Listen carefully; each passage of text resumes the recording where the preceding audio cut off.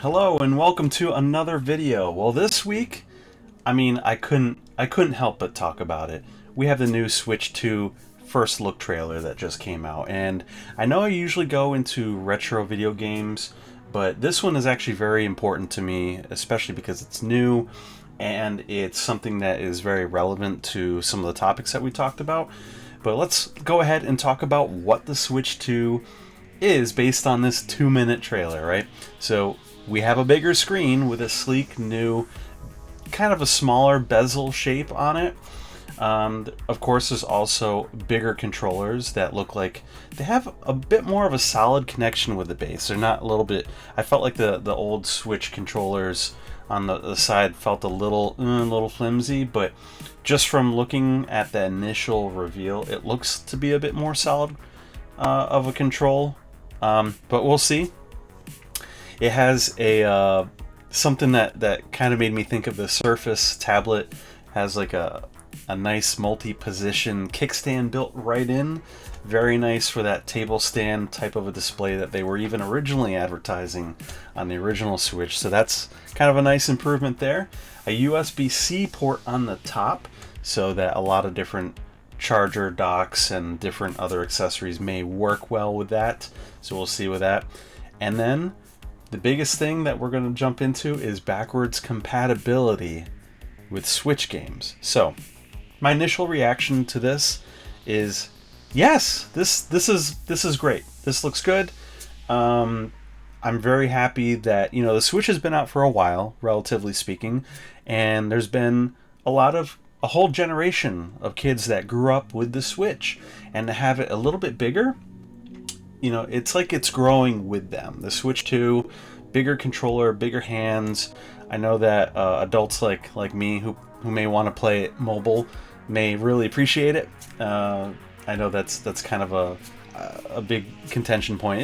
It's a little bit small, but it seems like it's scaling up a little bit more on the scale of, let's say, the Steam Deck, right? Obviously not that size, I don't think, but and yeah, honestly, they would have been absolutely nuts. Nintendo would have been nuts if they didn't continue with this Switch name in some capacity. Super Switch, whatever, but Switch 2 makes sense. Which one you got? The Switch or the Switch 2?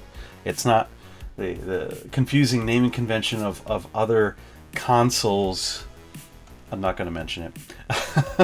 That I absolutely do like. But backwards compatible is absolutely the biggest thing I want to talk about. Because again, it's only a 2-minute first look, and that's pretty much, other than the look of the device, it's the biggest amount of information that we got. So they basically said on there that it is compatible with original Switch games, both physical and digital, which is absolutely huge for Nintendo. That's something that really annoyed me with Nintendo, other than maybe the Wii and Wii U, is that I felt like with each generation they kind of abandoned the old, even the virtual consoles and stuff. They were separate things. You had to buy separate games over and over again, or they had separate offerings that you didn't know if you would be able to play them on newer hardware. So backwards compatibility is definitely something that is exciting to me, especially with the vast amount of really good pieces of software and games and stuff that came out on the Switch.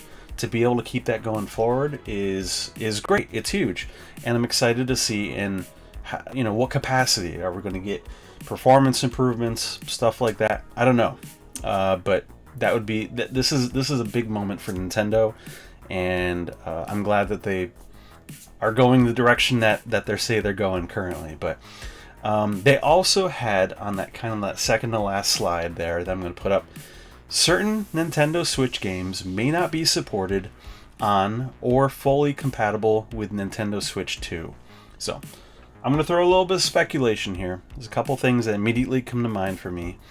It is possible, because the hardware could be different in certain aspects, that there are certain games that may have features that just don't work the same way. Whether it's with the newer controllers, or maybe updated online services. I don't know, but obviously we'll see a bit more later on, but that is a possibility. But also, one thing that we had noticed with, let's say, the Xbox generation with their future compatibility is certain games were not made backwards compatible in favor of remasters or upgraded versions for that console. So like, let's say Xbox Series versions, things like that. So it is possible that they're going to be artificially limiting certain games not being compatible in favor of planned updates or upgrades or Switch 2 versions to come out. Because honestly, why would they let a Switch game be compatible if they're going to make a Switch 2 version that is going to cut into the sales? It wouldn't make sense. So that to me is probably the bigger point of contention. And then, you know, the other thing is about the physical compatibility of the game. So the licensing, staying with the cartridges and stuff. So you put in a cartridge, kind of like you put in a disc with an Xbox, and it'll play. Well, the ones that are compatible with are. So I feel like this is a big moment for physical gamers who collect physical games, that Nintendo is, at least apparently at this moment, committing to keeping the physical cartridges going forward for the next generation, which again, I applaud Nintendo for. That is a big win in a moment where we're seeing a lot of physical products start to get less and less attention on the market, especially because 80% of gamers, 80% of people who buy games buy them digitally. So it's really nice that they were able to make that happen. I'm not sure how they would technically be able to make it happen, especially depending on the hardware differences of the Switch 2. But again, I do have to give Nintendo kudos for them doing this, and you know, is thinking of the people that have invested in the Switch library thus far, and being able to keep that going, so they don't have to keep the original Switch if they don't want to, unless it's for those particular games that are not compatible. So physical game owners, the licenses that come on those cartridges are inherent to those cartridges.